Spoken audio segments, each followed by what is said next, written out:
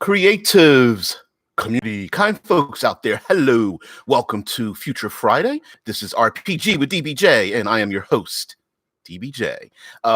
It is 6 a.m. Eastern Standard Time here, if you are unfamiliar with the time that we go live. And we always pick a theme, not always, but we've been picking themes for the week. And this week has been the general maelstroms, storms, celestial chaos, as it were. And of course, here at Future Friday, we get to talk about science fiction, everything from modern day all the way to the far future, whether it's post-apocalyptic or intergalactic societies, or my favorite is transhumanist ideas and all that kind of stuff in our tabletop RPG community. Each day there is a different thing. Monster Monday, Tips and Tricks Tuesday, World Building Wednesday, Third Pillar Thursday, and today, Future Friday. Okay, we got that out the way. I'm going to run through a slight preamble before we get into our science fiction, which is one of my favorite subjects as well in the tabletop community. There was a week when I was on holiday and live streamed with some fits and starts about wetlands. Well, yesterday and probably the rest of this weekend, I'm going to knock out another maybe 3,000 or 4,000 words per day. I have a ton of notes, and so going to do that. So all the stuff that we talked about, usually just off the top of my head, just getting ideas. I write them down, bullet point them out first in a very rough draft, and then start typing it out, filling out all the chaotic ideas, whether they fit or not. And then I take those as in like its own Google kind of thing, plus a bunch of hard copies that I use when I'm, on the shitter, and then take that and throw that into the final form by putting it in order and kind of editing as I go along. So yeah, it's working out pretty good. Lots of definitely a lot of research online, and then finding a way to basically take all that information and gamify it. So that probably will be the next release from Critical Hit Publishing, and well, not the next release. Let me take that back. It'll be the next Cinematic Environs book, but we have other releases from Critical Hit. So just to let you guys know, Dead Man the Storyteller says, it's like a multi-part. Wait a minute, you're getting a little verbal diarrhea there, Dead Man. Okay, well, whatever. All right.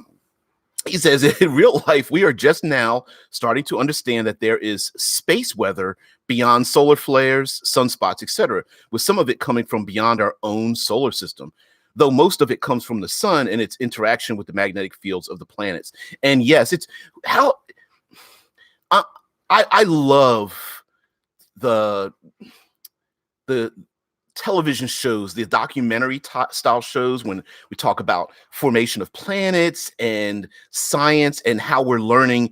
Dead Man is absolutely correct that there are space phenomena that we are not quite familiar with. Like you said, most of it comes from our sun, but we are our planetary systems and what's considered the void of space, the airless void of space where there is nothing, that's actually untrue. There's quite a bit going on in that vastness of space, and it's this weird dichotomy of a lot of empty space, and we're just like less than a speck of dust in this vast region, combined with the fact that there's a lot going on from gravity fluctuations and radiation, and we're being buffeted by radiation given off from stars that have died thousands, tens of thousands, hundreds of thousands, and millions of years ago, passing through our solar system. And here on Earth, we've actually been affected by solar flares from our own sun. Of course, there's high levels of radiation, and just in our own solar system, we have planets that are extreme versions of what we experience here on Earth without the protections of our own atmosphere and our own ozone layer. So, I mean, it's pretty remarkable. So I guess, Dead Man, I was going to ask you guys whether we're going to start there. So Dead Man decided to bring up, and I'm going to follow along, whether we should start small and expand outwards or start out huge and expand down a little bit smaller. So we're going to expand out much further. So one of the things that, especially when it comes to, if we want to add this into our games for like interstellar travel and such, are these larger than life threats. And sometimes you can, uh, I like to think of these intergalactic threats in terms of their time periods. Hey, Rickard, what's going on? I like to think of them in time periods, right? So some threats might be coming in hundreds of years, and then you start to narrow it down hundreds of years, maybe a few years, and then you start going months, weeks, days, hours, minutes, that kind of thing. Yeah, I had uh double cortisone shots in my ankles yesterday. Thank goodness. They're sore from the injection sites, but not from the, like, I can feel the medication starting to work. They're starting to burn a little bit, but and just a little bit of sting from the injection sites. Like, I'm with most of you guys. I'm not really a fan of needles, but I'd rather take the needle and get that. So yeah, just I'm an old man. I'm tendonitis, arthritic, basically in my ankles. So fingers crossed. I'm guys. I'm old. I'm heading on my downhill slide out of my full-time job. So when retirement hits, this will be like my full-time gig. So whatever. Um, well, thank you very much, Rickard. I appreciate that. I really do. I'm not here to I'm not here on the street to talk about me and my my biological dysfunction here, but we are here to talk about the much larger scale of stellar issues. And I feel like the especially when we take a look at some of our intellectual properties when it comes to science fiction, that modulating how far away a danger is and the speed at which it's going to impact the crew of your ships or the people on your planetary surfaces or whatever in your science fiction will really tell you what actions your PCs need to take in order to survive and what society is like before it happens. So let me give you a further example. If there's a danger that's going to happen months away, you could increase tension amongst the population where people are aware that there's danger, but there's still regular things going on. Commerce is still happening. Maybe this is a great time to add in some greater hijinks like heists, and people who normally would not make rash decisions start making little rash decisions because they're trying to find a location where they're not going to be hit by waves of gamma radiation or I don't know, an exploding star is about to go nova, or there's a pulsar giving off vast amounts of energy. I'm pulling these stellar intergalactic events out of my ass right now. So some of them are constant, some of them are not. But but the idea is that as it gets closer, people start doing like their little fast walk, clenching their butt cheeks as they're trying to get around life. And that's a great place for the PZ take advantage of other people's panic while at the same time, there are going to be other people who have more insidious plans that might be affecting the PCs. I mean, who's to say that money goes missing, equipment, has failures, starships, spin out of control and stuff. And it's very easy to hide those things amongst dangerous stellar activity and celestial events on the backside of those events happening and stuff. Especially, if you have a major event and 87 people died, it's going to be very rare for someone to investigate it that deeply that, there was a criminal activity, especially when the PCs are like, oh, yeah, we were responsible for killing that guy, but we're the hell out of here. Tesla Ranger says Disney's The Black Hole is the space maelstrom, which turned out to be a portal to heaven and hell. Is that how it ended? It's been so long since I've seen The Black Hole, Disney's The Black Hole. And the effects in that movie, despite how old it is, were pretty incredible, I think. Especially you have to find a derelict starship somewhere. If you're playing if you're playing any kind of science fiction game, you got to find a derelict, empty, not responding to your hails type of starship that somehow sent out a distress signal. I mean, that is a classic trope, and it's worth the classic trope, right? I mean, sure, we can play with how the PCs get there and why they're investigating it, but whatever. It's sometimes it is the science fiction version of the classic horror trope of going to the cabin in the woods. Real, that's basically what it is. You're trapped in a place, you can't get out.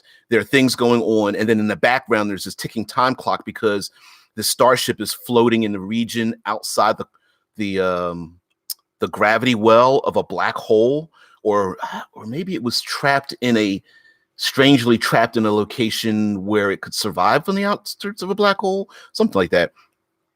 Rickard says stellar phenomenon. A star or stars are going to collapse into a pulsar, and the pulsar is tilted in such a way that the pulse will hit the main capital world. Of course. And then it's not just the event that's going to happen, but we get to play with the political machinations of that event happening. There are going to be some people twiddling their thumbs, like, twirling the mustache, like, oh, I get to take advantage of this. Like, when the I don't know, the G7, megacore council meets together and decides what they're going to do, I'm just going to figure out a way to sabotage the whole thing. Or, hey, I'm a criminal and they have my background locked away in these vaults in the main worlds. But since everyone's escaping, I'm going to go in and delete my records or something. Like, it's not just the event that happens, but what people do during those events. We've seen on our own modern day planetary surfaces that when there's major storms, that you get two extremes of people. You get some people that are like, well, I've lived through 18 floods. I'm not moving anywhere. What's the big deal? Snow's going to sock you in. And they're like, whatever, we've lived in blizzards forever. I'm not going anywhere. This is stupid. And then you got the other people that are like, is that a snowflake? I'm panicking. Get off my roads. I'm the only one here. Stores selling out of like milk and bread and stuff as if the world's going to end. And so you're going to get those groups of people in a science fiction setting, while we can assume that most people have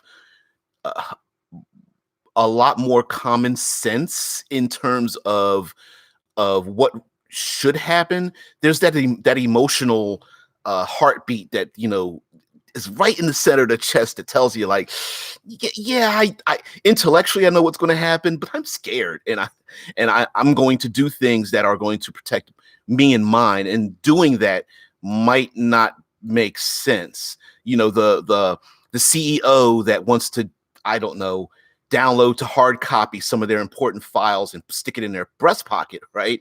Now's a great time to go steal it, even though everyone's like, dude, you could have just left it there. It's actually safer left in the cloud systems that are shutting down when, I don't know, when the radiation shields go up or something. But maybe this person's just like, oh, if this is my life's work, I'm going to download it and put it in my breast pocket. Pelora says blazars and quasars, same thing technically, are cool. It doesn't matter if it's useful in game. They're just cool. Yeah. See, that's the other thing too, that we want to gamify some of these events. And again, the intellectual side of us goes, oh, that's all right, I get that. But the gamified side of me is just like, oh man, I would love to have that happen. Dead Man Story Seller says hurricane heist. Yep, and delete that question mark, dude. Hurricane heist sounds like a great idea. Of the what's the movie? Well, that wasn't the name of the movie, but there was a movie that took place during that period of time. Hurricane comes in sweeping into, I don't know, South Miami neighborhood or something, and the characters want to steal jewelry or money or something from a bank or whatever. It doesn't matter what it is. It's the MacGuffin, right? Steal the MacGuffin. And what a great time to do that. And mind you, when you have these events going on, huge radiation bursts, solar flares, and that kind of thing, Dead Man says that's the plot of the movie. Of course it's the plot of the movie. Bad guys get together. We've got a plan. We have one last heist that is where we're all going to retire after this one. Yeah, right. So now, mind you, I guess I'm going a little too far into the PCs are the bad guys, which I mean, technically, in most games, they kind of are, but they could also operate as the arm of law enforcement. They could be smugglers or traders. They could be trying to. They could come from all walks of life and just happen to be stuck together. For example, maybe they're on a tramp freighter or pleasure cruiser or something of that nature, you know. So you could have a number of PCs and they're all thinking like, oh, I've got my great book coming up and I won't be able to get it done. And other PC is like, oh, I was an entrepreneur and I was hoping to settle down on this asteroid, but that's not going to happen. And while I'm sure in the far future, most, if not all, devices are going to be hardened against the background radiation of interstellar travel, we still get to play with that, right? I mean, let's face it, when it comes down to it, sometimes sometimes our most important devices are built by the lowest bidder, okay?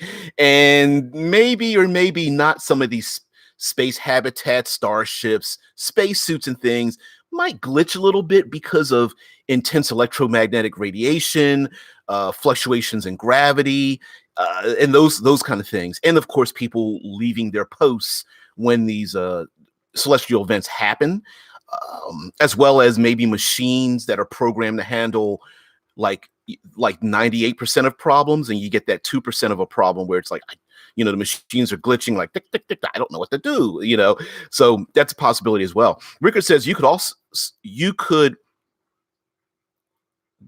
do a Sunshine Armageddon plot where the PCs are sent out to try and make sure the catastrophic event won't occur or is pointed elsewhere. And again, that is a great one. We've got a number of movies, execution bad, terrible, not so terrible, about diverting the falling asteroid or the comet or the restarting of a sun by dropping nuclear weapons into it. I don't know how this would happen, but throwing something into the corona of a black hole to unblack hole the darn thing or whatever or something. Yeah. Yep. Rickard goes on to say trying to create an artificial black hole to swallow up the pulsar, blazar, quasar, etc. And this is becoming a trope in science fiction amongst us geeky types, not quite in the public mainstream, but it's the idea of an existential threat in which there's a threat that's so big it will wipe out all life, whether it's on a planet or in a solar system or something. And black holes, hey Vince, black holes tend to fall into that category. And even the idea of creating miniature black holes, dust mote sized black holes, and the fear that, losing them out of whatever magnetic bottle containment unit it is will start to someone's going to create a black hole and it's going to fall into the core of the earth and it's going to suck in the earth after a while or something. I mean, again, our practical knowledge of how black holes work is getting better, but there's still the gamifiable version of it. There's plenty of settings where black holes power starships, and there are companies that are trying to create them and or harvest them, black holes in various regions in our solar system. So that could also be a thing, like you said, Rickard, like trying to create an artificial black hole to swallow up a pulsar or a blazar. Or quasar. There's the we can't stop this event and we need to save people, equipment, information kind of thing. Even the classic trope of our people won't survive, but we want you to take our history with you or our genetics or our children, and getting to a place, finding the people and then getting them to escape is another thing as well. The stopping and starting of a giant celestial event, like you said, finding a black hole and putting it in the way, or dumping, I don't know, even dumping it into a wormhole or something of that nature. The asteroid comet impacting, rogue planet out of control, shattered, falling towards a planetary surface and needing to get to it and set up place engines on it, or get people out of a city and escape into a starship, maybe like a giant arc of sorts. Those are all great things that you can pull on when it comes to these giant celestial events. And even even understanding why those events are happening, like let's remember, some of these celestial events won't happen for, like, they have time periods of their gestation of like 50,000 years, 100,000 years. So why is it we're just finding out about it? Is it due to an alien culture that's created, like, I don't know, these stellar seeds that are creating these phenomena back to back? Or is there a plot to prevent this information and our scans of this information from allowing us to know about it? Are there people who are taking advantage of the chaos and being, placing themselves as the galactic saviors to save everyone? I mean, those are things as well. Pelora says, how do you go down away from total annihilation? If session one is save the universe, it's hard to raise the stakes from there. I guess solar flares, meteor showers. That now you bring up a term in movies known as oh wow, my brain here goes my brain farting again. It's known as spectacle creep. You can come up with other ways to describe it, but spectacle creep is yeah, spectacle creep. Spectacle creep is the idea that I sure am a creep. Spectacle creep is the idea that more is always better, and it isn't true. So an example would be, wow, in my story, I have 20 bad guys, and the hero gets to shoot them.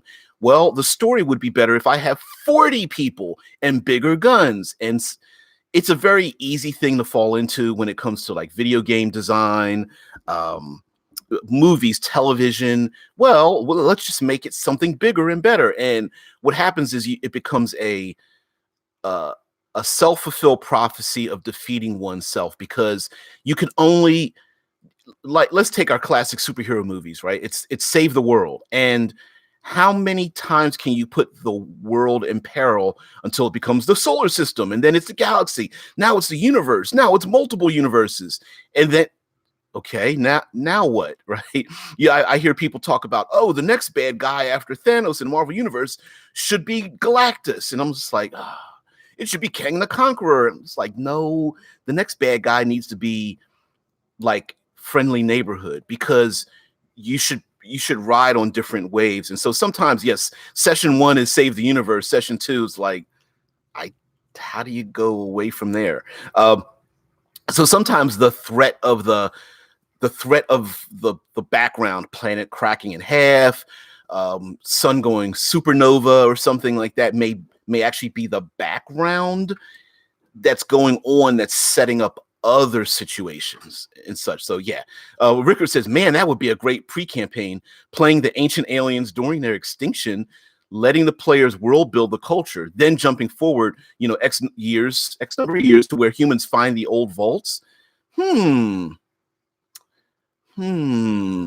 I like that idea. Rickard commented, said the only way to escape spectacle creep is to go super personal, taking it to the other extreme. And I absolutely agree with you.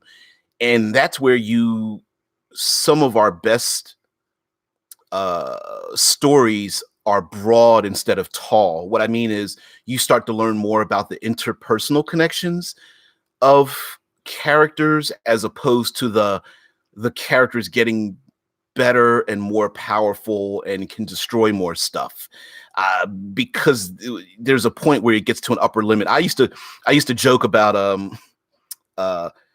the Batman and Wolverine of characters in comic books and such. And there's a lot of like geeky fanboys that are like, well, this character can defeat anyone, and it's like what's the dumb thing, Deadpool kills the Marvel universe or something. And it's just like, oh, that's so funny, that would make a great movie. And I'm like, no, it wouldn't, because he kills the universe, and then what? Right? Oh, my favorite character gets to kill everybody, and so that's not my thing. Tesla Ranger says the thread in the Dragon Riders of Pern series. Oh man, Man, you pulled something out of blew dust off of that series. An organism that consumed organic matter, it could be destroyed by fire, which explains the use of dragons. Wow. Okay, okay. And something like that could spread where now we're going to get a little not personal. We can dive into something a little smaller. So we have ourselves the intergalactic threat, and that intergalactic threat can start to build and build, and we can use that as a like multi-tiered, multi-session threat in the background, and where the PCs might be say, oh, well, it's only 8 months away before the sun goes nova. I can still go about my normal business. And eventually things start shutting down. The players maybe start to panic a little bit. Their StarCraft gets, I don't know, impounded or something. And everyone's just like, you're impounding starships? We need to get the hell out of here. And the person's like, well, I've got a business to run. I don't care what's going on out there or something. You know, you could have these little stories and then build up. But then we start to get a little bit, we can have some threats, some Maelstrom chaotic type threats that come a little closer. Tesla Ranger talking about like an organism that consumes organic matter. And mind you, we have in our medieval games, we've got dangerous oozes or the spread of undead creatures. But in space, in science fiction, we often have two versions of this. One is we are the victims of our own idiocy, our own hubris when it comes to science. And you have to get that one guy or lady that has to do this one scientific experiment without first testing it or being told it's completely dangerous and it gets out of control. That again is another trope. The science of I want to save everyone, or I'm so brilliant no one's paying attention to me trope. And my device discovery invention gets out of hand because I want everyone to see it or witness it so I can go down in history or save humanity from itself, et cetera, et cetera. And a lot of that is releasing a virus, a nanovirus that's self-replicating like a von Neumann machine, or releasing some kind of other kind of biological virus that infects people or transforms them, or finding an alien life form like, the movie Alien or the movie Life, and any number of things that are out there that we really shouldn't be poking and prodding, but highly intelligent people need to put their hand physically on it because they're in love with it or something. Those kind of things. Now, of course, there's the other one of finding the unknown object, energy, being, etc., where we're not sure what it is, and it existed maybe before our time, and but it still falls into that same category. The please don't touch that. Please stop licking the outside of the alien egg. That makes no sense. And the other person's like, but it tastes so good. And of course, a face hugger comes out, sticks its genitalia down someone's throat while it tries to choke them, and that actually sounds kind of X-rated in many ways. Which I believe it was. Anyway, okay, what was I saying? Genitalia down the throat and depositing its fluid sac into someone's chest. And then, of course, having dinner around the table and chest burst time, right? It's that kind of thing where the threat seems like it's small in the beginning and no one knows what that threat is. And then once the threat becomes larger, it becomes very, very difficult to contain. And then you have the beat the clock in terms of aiming the starship into a sun, or detonating the engines, or pushing it into a wormhole, or closing off all the doors into the space habitat and finding a way to survive until help can come, or something that nature. Again, we're riding the razor's edge of horror stories, but that's a great thing as well. Rickard says another thing about the Extinction campaign is that you have it so that the players know up front that they won't save the world, letting them play in a tragic campaign, which again, perfectly verbalized there, or typewritten, in which, tell the players, listen, you're not going to stop the sun from exploding. You're not going to stop the black hole from swallowing these 18 planets. You're not going to stop it. It's just not a thing. What you're going to live through is the extinction level event, and what how do you handle yourself, your loved ones, your business? Who are you when everything that you know is gone? Are you going to? We've seen this trope before: the criminal that begins their life anew as a better person, and the cop, the protector of everyone, who becomes the evil overlord or whatever in this new extinction level world. So you get to rewrite your own life. Ricker goes on to say you still give them a sense of purpose, as they will have to save their legacy so that their culture and ideas survives their extinction. It's bittersweet, but still gives a clear win condition. And absolutely, guys, even the talking about what is a win condition for players, it's like, are we struggling? Is this game about getting more cyberware or bioware or uploading our brains or getting more equipment or rising up in some corporate structure? Or is the win condition saving a small family or recovering the deleted memories that were taken away from you by, I don't know, your rival partner as a space marine or something? Are the win conditions the small things in life, or are they the big things? Um, yeah, Tesla and Zevron's like, Tesla Ranger says Geiger is a weird artist, and Zevron says artist is a generous term. Yeah, yeah. The aliens face huggers, if I'm not mistaken, were designed off of two hands put together. I'm holding up my hands with thumbs and fingers, and then male and female genitalia were designed in the middle of it, and then there was, of course, the whip around the tail, the whip around the neck. So I don't know where I found that information from. So, but I hope that I'm not casting this individual who's passed away in a HR Geiger in a bad light. But from what I understand, that's exactly what that was designed for. And a lot of that mixing, blending of like alien species and humanoids, and not knowing where one ends and the other begins is a big thing. Pillar says you've been looking at some weird websites, DBJ. Oh, let me share that on YouTube. Hold on, let me get this site. Let's see. Oldmanporn. Is that? Oh, my fault. Anyway, Pillar says I was going to do a similar idea for a new system, a tribe that was going to die out, introduce the system and world together in a simplified way. Never did it.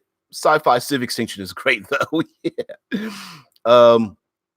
Yeah, Zev says the alien was very X-rated. Yeah, the alien, the xenomorph had a rather interesting head shape. Yeah, definitely so much. And of course the mouth inside the mouth, and always dribbling its massive amounts of bodily fluids against people's faces before it goes to destroy them or eat them or something. And yeah, it's really bizarre. But great designs. I think a lot of that a lot of those alien xenomorph designs over the years have still aged pretty well. So I'm pretty proud of their execution on the xenomorphs. And we've never known what their names are. Just like the Predator has no name either. And I like that as well. A lot of times our aliens are named.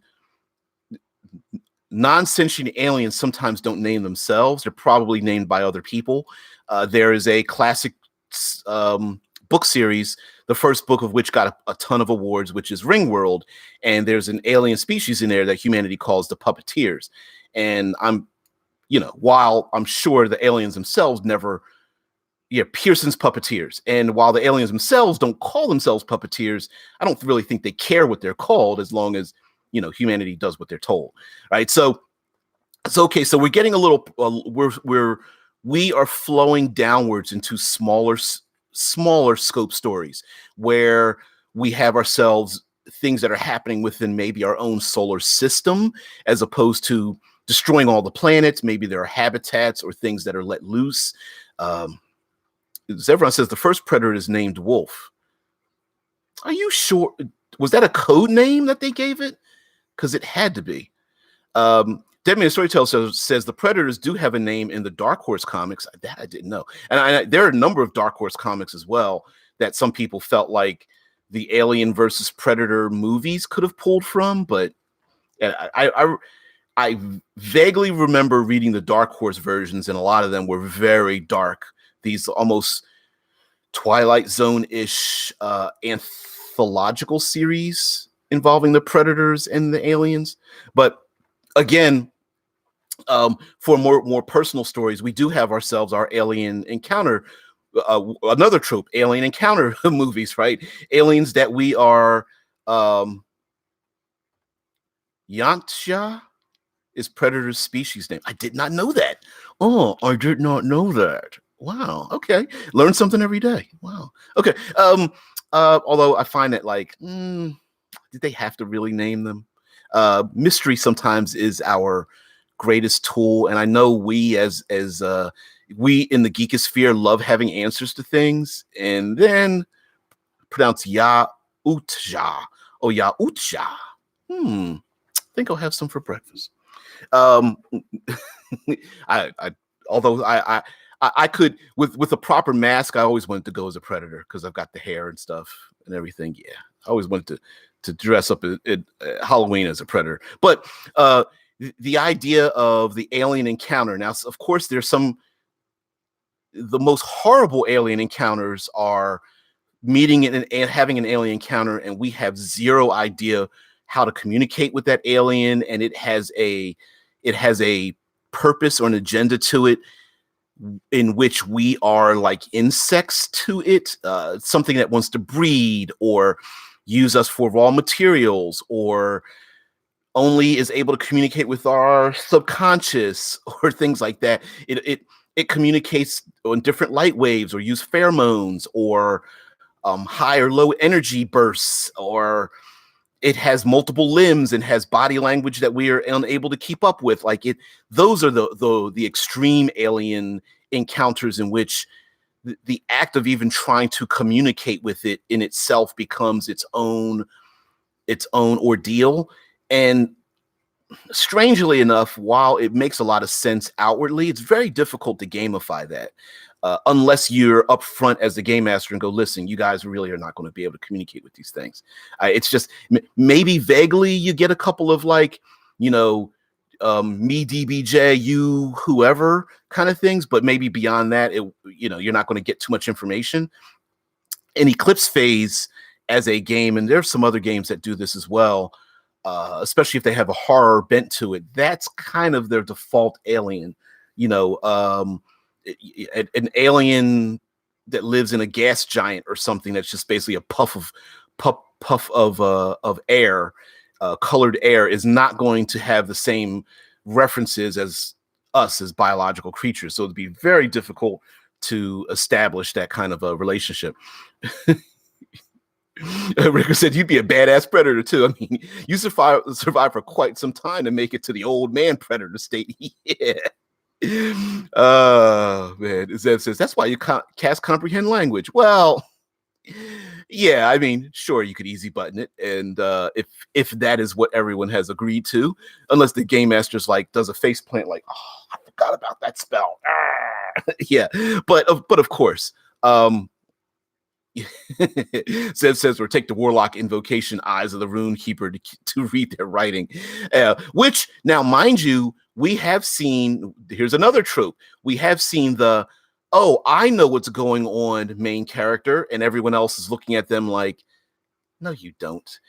There is a classic movie known as Contact, in which Jodie Foster ends up piloting a ship that was kind of a transport ship or something, warp drive transport ship that was sent with codes from an alien race, and they go and build it, and society is wondering whether we should even contact the aliens. Are we literally building a massive weapon for them to attack us or whatever?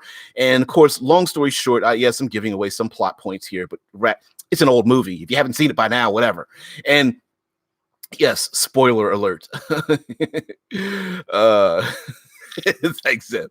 So she ends up getting into the machine, activates the machine, has this big giant dream sequence, right? With the aliens looking, taking the form of some people in her subconscious, and she's standing on an alien world, and then boom, she's sent back to Earth, and the machine goes burp, burp, burp, burp, burp, and shuts down as she falls out of the machine, and the ball or whatever the hell it is.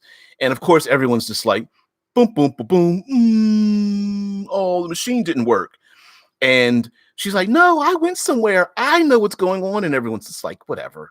You knocked your head. You saw what you wanted to see. And I think in the last moments of the movie, she's like, am I really crazy? And this director's like, well, we've got like 18 minutes of time that we can't account for. It's all static. So that is another thing that you can play with, where the PCs have a knowledge that no one else is able to reconcile. And they're the ones that know that, I don't know, the aliens are going to invade or they're taking over. It's the they live, right? Rickard says statute of spoilers is maybe 5 years. I don't know. In our vlogosphere, our geeky sphere of things, everybody feels that everything is a spoiler alert, right? Whatever. Get so passionate about stuff, it's crazy. But yeah, whatever. First world problems, right? Zev says DVJ would make it to old man predator stage and tell kids to get off his damn lawn, but it will come out with his blades out. Yeah. Hey, listen, I had to put grass seed out there. I cut it and water it. Get off my lawn! Triple laser beams focusing on their foreheads. Yeah, Zeb says, "What is there to spoil? It's old as hell." Yeah, but you get the point, right? It's the they live mantra. I put the glasses on, I can see aliens, and no one else can see them. So that is a great way to circumvent the whole mystery thing. Whereas, like, okay, guys, listen, I know you're gonna figure out the mystery. So session 0 is you're making up a player character that somehow got this. I don't know, maybe you were contacted by some psychic force, or maybe there's an advanced team of scouts or rebels from an alien species that's letting at least somebody know that danger is coming, or what have you. I believe there was a television show called Alien Nation that was like that, where the aliens came to Earth and then come to find out that they were actually slaves and enslaved, and that there were these overlords that were above them that were coming to Earth later and to take over, and human beings were just like, well, all you guys look the same. I don't get it. But amongst them, they were just like, oh, what are we going to do? We can't fight. Earth doesn't have the technology to fight them all. So yeah, the PCs may have be part of a shadowy organization, or they were sent somewhere where they were not exposed to what the rest of humanity was exposed to. It's the long range mission and then return and find out things are different trope as well, or return and things look normal but everyone has like a pained smile on their face but it doesn't reach to their eyes, kind of thing. Like, hi citizen, how are you? And I'm like, I'm fine, what's up with you? Why, I am doing well, I hope you are doing well as well. Like, take the stick out your butt. What's going on there, Joe? And then the people just have these permanent smiles in their face because they're looking around, because maybe like there's alien drones floating in the sky watching everyone, that kind of thing. So again, while that may not seem like a Maelstrom idea, it could be that something is building to the fact that something like that may happen. For example, a planet may be being prepared to be terraformed, or an invasion of the body snatchers style virus is leaping from person to person, or the alien species is recruiting people into their services or something and extracting brains, because a maelstrom doesn't necessarily need to be a physical maelstrom. Electrical storms, poison gassed air, radiation bursts, disruptions of gravity, which we really didn't talk about too much as well, and poison atmospheres and things of that nature. But it could be a psychological one, the destruction of what we would consider our humanity, our memories, our hopes and desires, something that's the Borg idea, and something insidious that's spreading around, and it's very difficult to see it, but we feel it. Zevran says, I'd love to play a game involving John Carpenter's The Thing. Yeah, you now that's one of those things where you really have to have a lot of trust with your players and passing hidden notes and having a lot of NPCs and learning the NPCs' behaviors and then finding the chinks in the armor if something is taking over their bodies. It's we got to bring the mimic back up. It's the mindless mimic hiding in the corner and like, wait a minute, how many suitcases did you have? And you're like, I had 2. Well, there's a third one, and all of a sudden it jumps out of the corner and bites someone and disappears, and then somebody breaks into the room and just sees 2 people just sitting there calmly, but there's a big blood stain, and everyone's like, what happened here? And they're just looking like nothing happened here. Why? Should you be worried? Like, yeah, there's a big blood stain on the ground and 3 chests and 2 of you playing cards. Like, there's no big thing, but you both have blood all over you, you know? Like, no, I actually suggest that you just leave and close the door. Please? Please? Ricker says, I'm not going to state, spoiler alert, for we'll always have Paris or the stuff that dreams are made of. Yeah, I know. But it happens, man. We've seen it. Zev says, I know I'm human. Since I'm talking, I know some of you must still be human as well. Yeah, right. We would like to think that, wouldn't we? But we have some more insidious Maelstrom kind of chaos happening. Someone messing with the homeostatic nature of a enclosed space habitat where maybe oxygen levels have been altered, poisonous gases released, maybe the habitat is protected from, I don't know, it's on Titan and there's like a methane atmosphere, or you're in floating inside the atmosphere of a gas giant and you have to worry about sulfuric acids, and maybe there's even more biological things that are more insidious that go into the lungs or eyes or what have you. And so that could cause other kinds of chaos in and amongst the crew, as opposed to an external or in addition to an external weather event. So for example, let's say the life support systems are corrupted or somehow modified or sabotaged. It could make people, fall asleep, act crazy, become, lose their psychological inhibitions, especially, of course, finding that one alien artifact that happens to be sealed away in its protective place, but still can talk to people in their dreams trope. Yeah, that's another thing as well. Zev said, I had to specify John Carpenter's The Thing. The remake would just reveal it was The Thing for no effing reason and transform because we have a CGI budget and need to show it transforming. Man, I hold that so close to my heart. I'm with you there. I'm a glass half full kind of person, but I'm with you on that one. It's like, we have a CGI budget. That means it's almost like porn for the eyes sometimes with CGI budgets. And I'm like, you could have built that with practical effects and hidden it and had a much greater effect than just putting it out there, right? But yes, I agree with you. And if they did a remake of The Thing, it'd be revealed in like the first opening credits, 5 minutes, and then we would just see this thing transforming from person to person, as opposed to letting it be a horror mystery for us to figure out who's the thing, where is it at, who's it becoming, could it split into 2 different people, the murder, the multiple murders of one or more of the crew that aren't the thing. Yeah.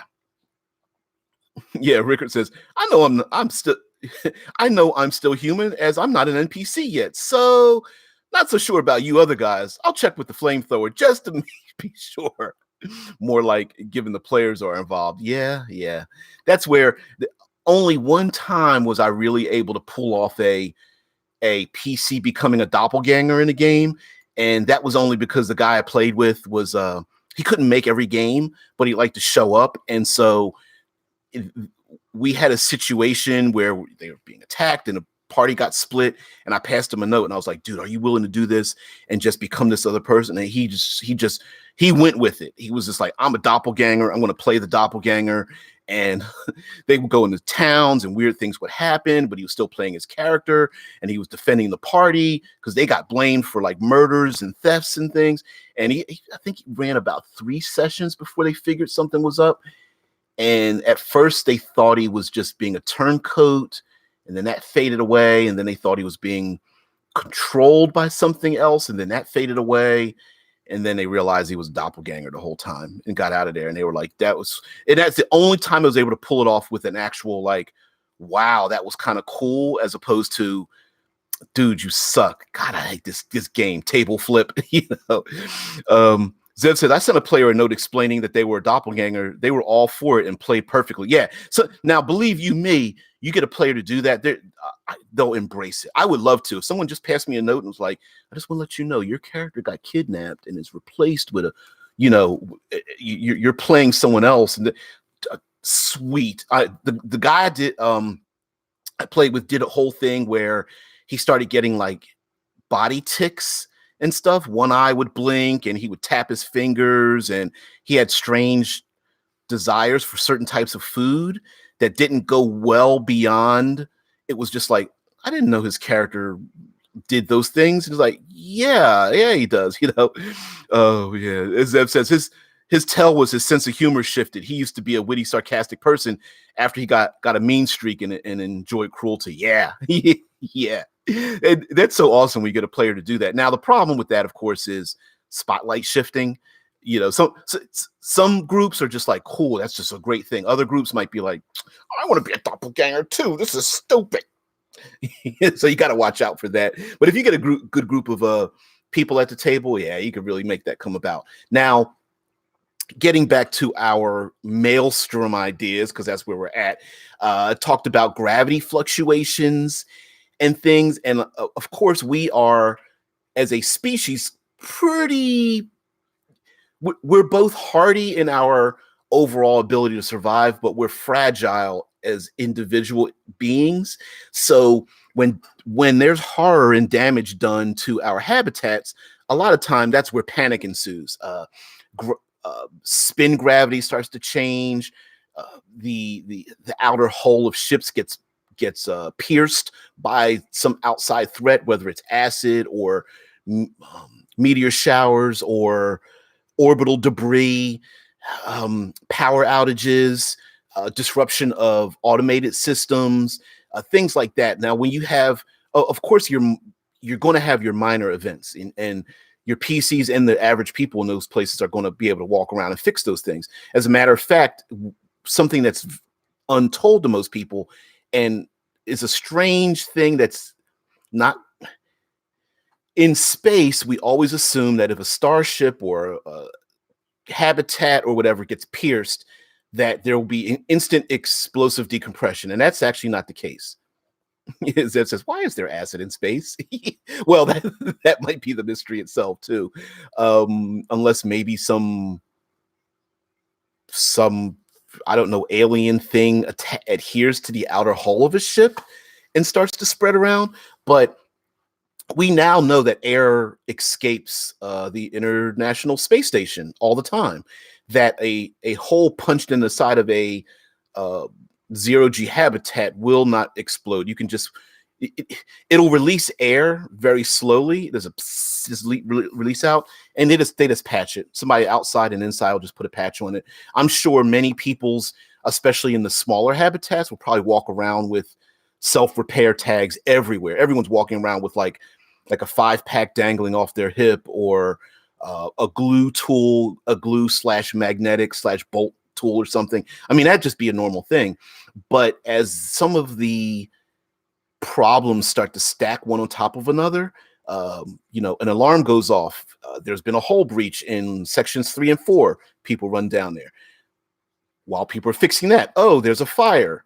Oh, the air quality has shifted. Oh man, something's affected the gyroscope and the spin gravity is off. When you start stacking things like that, then the problem becomes, okay, we have to fix the problems and then solve the issue as to why these things are happening in the first place. And so every time you ignore one of the issues, the gravity starts to get out of control, the air quality starts to mess up, hull breaches are happening, different sections are closing off and locking PCs in and around places, and now they have to make their way through tunnels or backtrack or whatnot, and then going after the saboteurs, whether it's a corporate sabotage, mercenaries, terrorist group, some alien mind-controlled being that's trying to cause all these problems while it goes about growing itself in a petri dish or something, and getting everyone's attention to be scattered, so no one's finding out that they're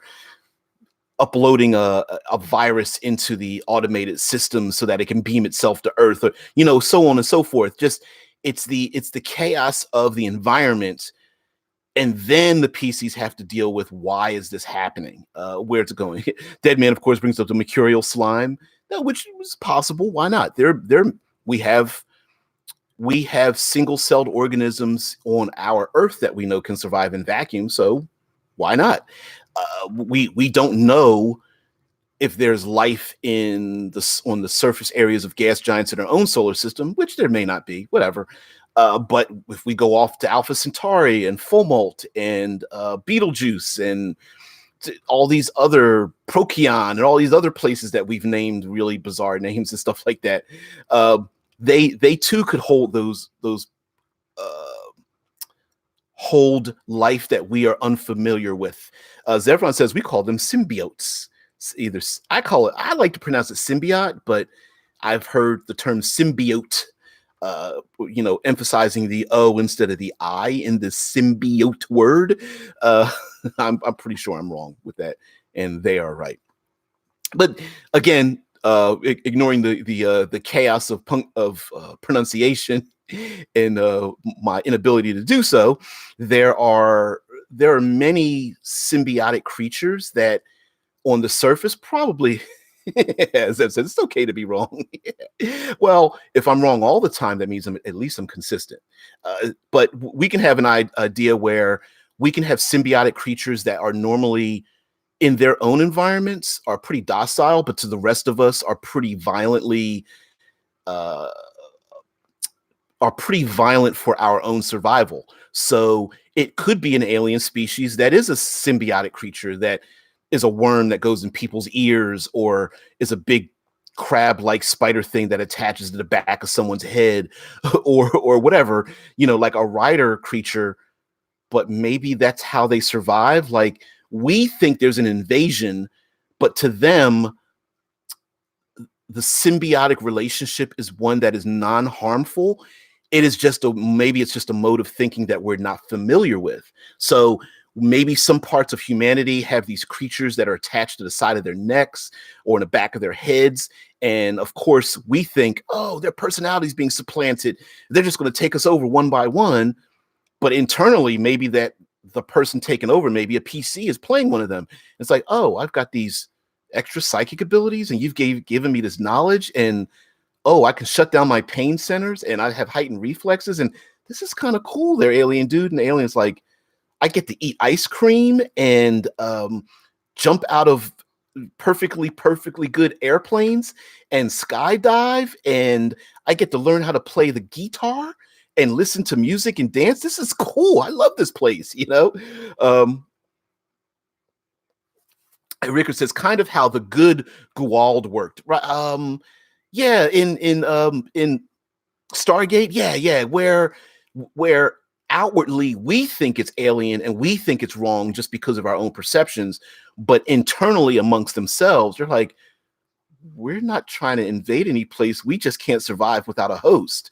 That's our thing. We're host-like, and we'd like to invite you to be our host so we can live here because we like this place. I mean, who knows? Zev says the worm burrowing into the brain is traditional. Do not blame me for your human anatomy being so fragile. which is another thing as well.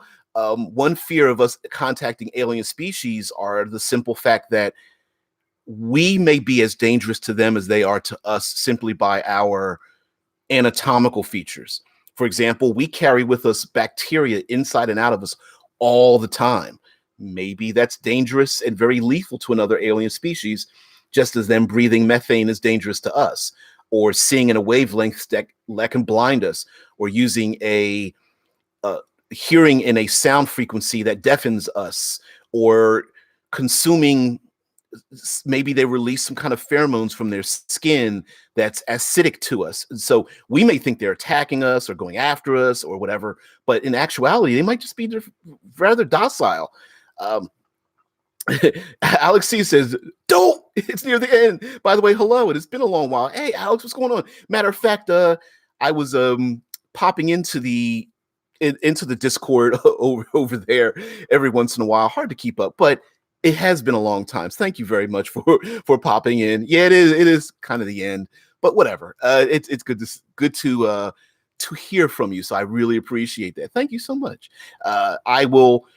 Tuesdays, I will be broadcasting from Fantasy Grounds College as a guest speaker, I guess, at college, doing what we're doing here. I'll let you guys, I'll put the notice up. I'll put the links and things like that. Kind of made an arrangement with them. I'm a noob over there at Fantasy Grounds, and so I don't know how the hell to use it. And so I felt like, well, I guess I'll go on the journey with everybody else, and you guys can join along with me. I've been kind of talking about this in the beginning, and you guys don't need any tips and tricks from me at all. You don't need that, but it's kind of a good partnership, I think. It's not paid. It's Fantasy Grounds College, not Fantasy Grounds itself, but they have a lot of people over there, and it's something that I can learn from. And the quid pro quo relationship, I think, will help the people that I work for or work with, Alex and Rob for Critical Hit Publishing. So it's not just me. I'm not just my own guy. I kind of have to think about them too. So yeah, Monday, I'll still be broadcasting 6 a.m. Eastern Standard Time here, Monday through Friday, doing the show, picking a theme, going over the themes and stuff, just as usual. Just one of those days, I will be broadcasting on their Discord server. So that's it. Zev says, oh, shoot. Tokra? Zev says, I love the idea of an alien seeing us cut off our hair and nails and being terrified at the idea of us regenerating.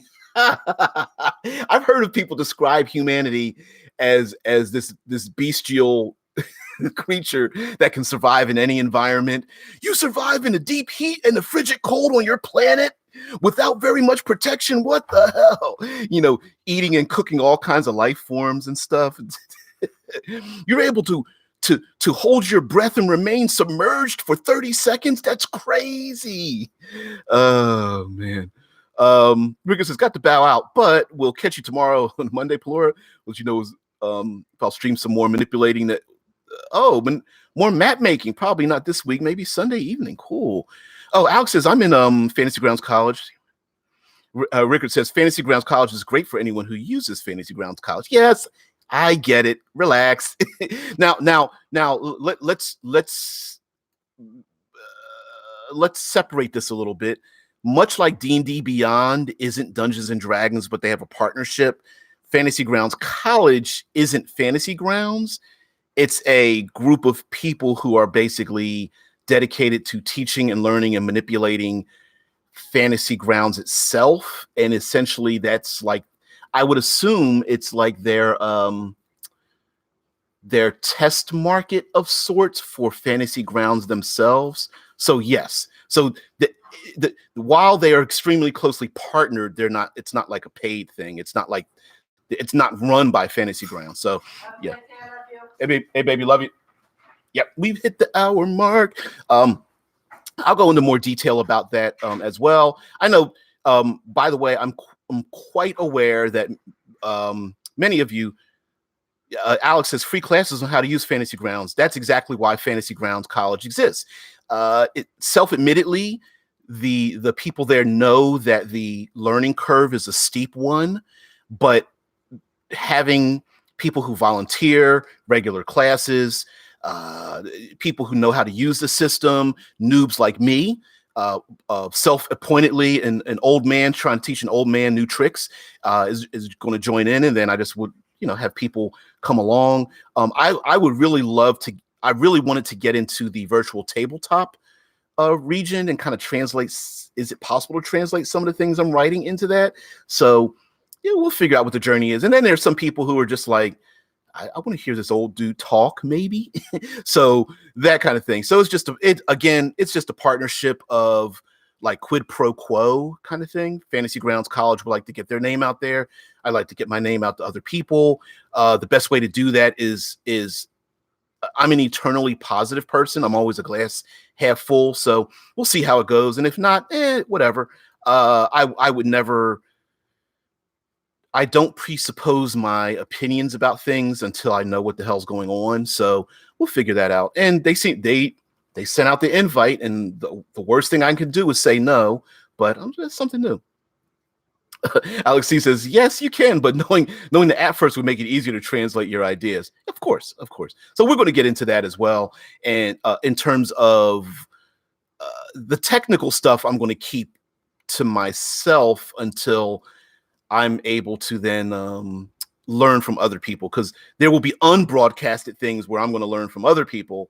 And then when I broadcast this same time, 6 a.m. Eastern Standard Time, I'll be able to talk to other people who are far more familiar. And then kind of like these chats where we have this open dialogue, I would like to be a facilitator for people who are at different levels, who may not be inclined to put themselves on camera or voice, and then I can become the facilitator of some of their great ideas, and transferring that knowledge and being the gravity as people orbit around and enjoy their lives. So yeah, hopefully I'm eternally positive. I'll learn, even if I stumble and fall and hit my face and look like a complete idiot, and or I don't know, a sellout or an a-hole or something like that.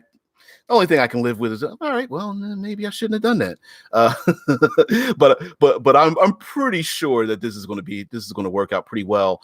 At least if insofar as to at least I get some knowledge out of it, and maybe hook people together. Maybe there are people out there that's like, really, I didn't know those people existed or were attached to this particular group, and then start mixing of the minds and such. So thank you very much for joining me, guys. This is Future Friday. Thank you for being here. I will leave up the information below in the video. Has changed a little bit.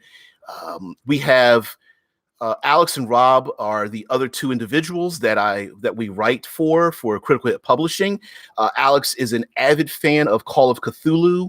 The book series that I've been writing, Cinematic Environs, has been translated over to Call of Cthulhu in a much more broader scope than one would think. So,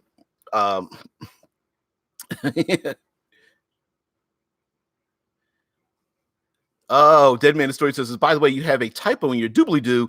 And of course should be end. Of course. Oh yes, thank you. Thank you very much. That's another thing. Rob is supposed to be my editor. I'm the type, set it and forget it, and he's the person that's supposed to go back and change that. So the or is supposed to be of. End or course should be end of course. Thank you very much. I'm going to change that right now, as a matter of fact. Thank you, Dead Man, for being here. Someone like yourself is the type of individual that I'm hoping to connect with over there, to kind of set me on the right path, and then that way I can give out correct information while I talk off the top of my head. Alex says, what's this doobly-doo you speak of? It's in a YouTube video, there is information posted below, kind of like, what is this video about? What are the notes? What are some links? And that's the doobly-doo. It's the stat block below the video, as it were. That's what it is. So I'm going to go ahead and correct that now. I bet it's probably it's probably been incorrect for probably well over 150, 200 videos, but I'll see if I can go back and change it or something. Yeah, it might be a little project. Dead Man, I appreciate your candor. Please take this opportunity to wash off the dark cloak and unlatch yourself from your your book of many things. I understand that they carrying those books around and floating above the floor 3 inches can be quite difficult, but yeah, take a load off, man. And Undo says video description. Matt Koval popularized the term. Yes, he sure did. The doobly doo. Some people call it the dungeon. I've heard it called the oubliette. I've heard it called, it's the please like, share, subscribe, interact BS. I was about to use some foul language there. Anyway, guys, thank you very much for joining me. Next week, I thought we would go into the Underdark, the subterranean realm. The two are completely separate, but making the thumbnail Underdark popped a lot more than subterranean because I'd have to shrink the word down a little bit too much, but whatever the case may be. The BS panel? Yes. It's above the BS panel, below the video. It's the comment section no one should read, except I do all the time. And yeah, that's what it is. So guys, have a great one. I want you guys to have a great weekend. I will see thee later. For those who don't know, of course, and I'll talk about this next week. For those who don't know, if you are overseas, next week we have ourselves the 4th of July celebration. So I probably will not be broadcasting on 4th of July. We'll see something. I might do something pre-recorded or what have you. But anyway, just be aware that next week is holiday for many people in the middle of the week. So just be aware of that as well. Guys, have a great one. I will see thee later.